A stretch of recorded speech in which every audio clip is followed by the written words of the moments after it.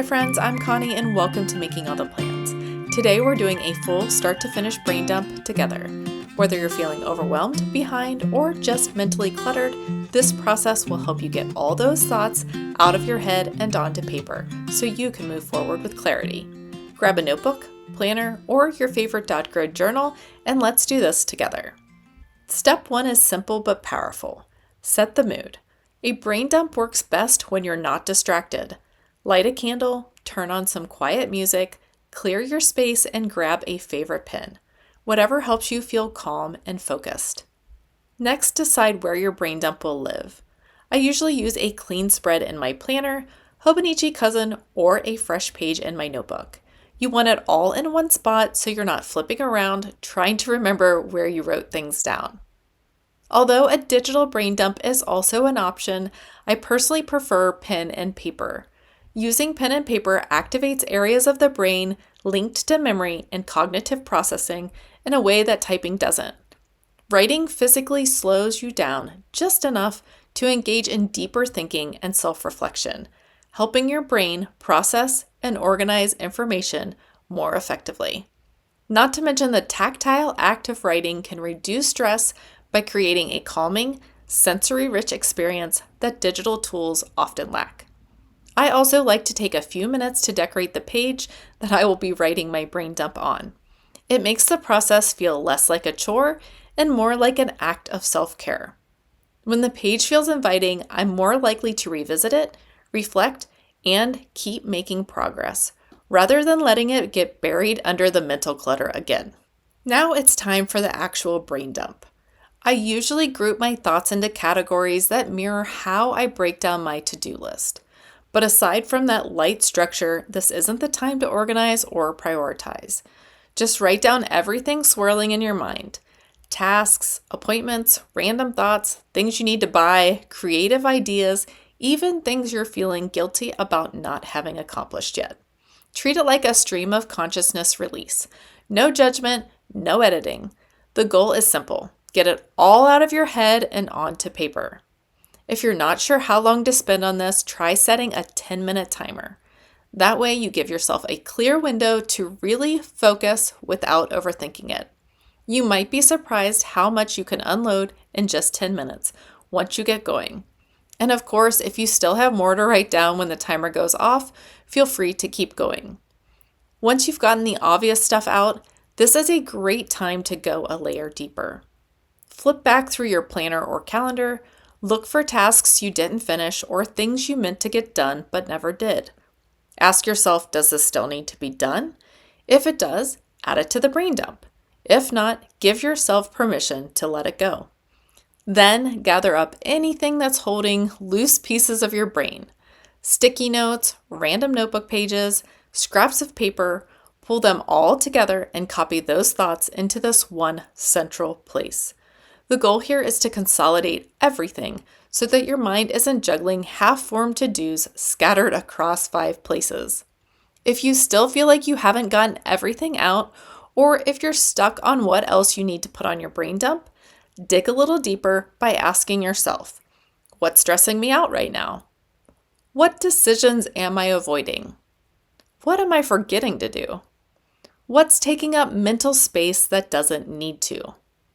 These reflection questions are where the hidden mental clutter tends to show up. It's not often the big, obvious stuff that weighs us down, but the tiny, nagging things that we haven't named yet. Let them out. They all belong on this list. So let's dive into my actual brain dump. As you can see, I did decorate the page a little bit more, and then I have some categories. Those include home, a category for each one of my kids, and making all the plans. I decided to start this brain dump by going through all of my old notes, post-its, all the things, because nothing was really flowing in my head about what I needed to do. I was very overwhelmed by what I had already accomplished over the weekend that I was a little stuck on where I needed to start for my brain dump. So, in order to get the juices flowing, I went back and I looked at my old lists and started noting those things that I had not accomplished but that I still wanted to accomplish.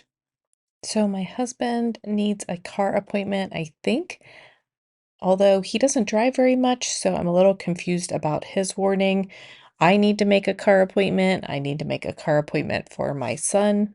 And then that triggered some other ideas, so I will just jump around from section to section, writing down those things that I still need to complete, as well as anything that pops in my head as I am writing those tasks from my previous notes and notebooks onto my brain dump. I will put chapters in this video, so if you want to skip ahead, you can, but I encourage you to take this time right now to sit down and do your own brain dump.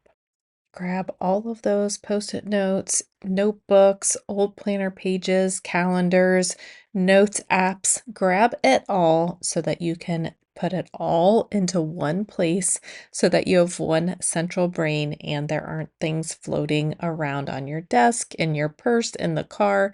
Gather it all into one place right now with me.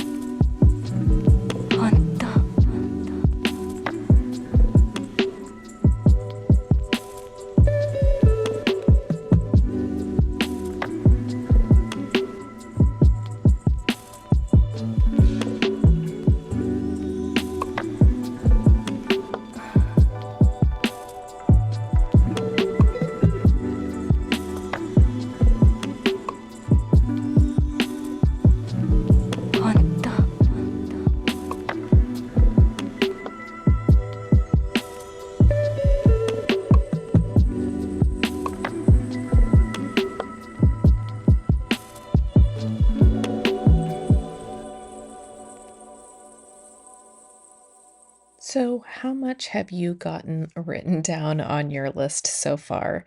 I will continue to build out this list.